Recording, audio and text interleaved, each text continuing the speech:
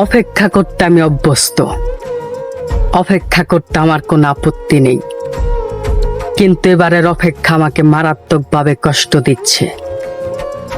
এবার এটা তোমার বোঝা উচিত। মানুষ দীর্ঘদিন অপেক্ষা করতে করতে তার মনটা ছটফট করতে পারে এবং কি ভেতরটাও ক্লান্ত হয়ে যেতে পারে, কিন্তু তুমি এটা কখনোই বুঝতে চাও না। আচ্ছা তুমিই বলো, একজন মানুষকে অনুভূতি আর কতবার মনে করিয়ে দেওয়া যায়?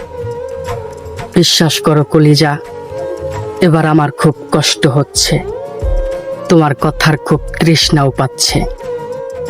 প্লিজ এবার একটু কথা বলে আমার ভেতরটা করো শান্ত।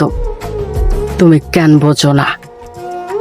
এবারের অপেক্ষায় আমার ভেতরটা একেবারেই ক্লান্ত। সামনে থেকে আয়না হাসে, আমি নাকি দারুণ বোকা।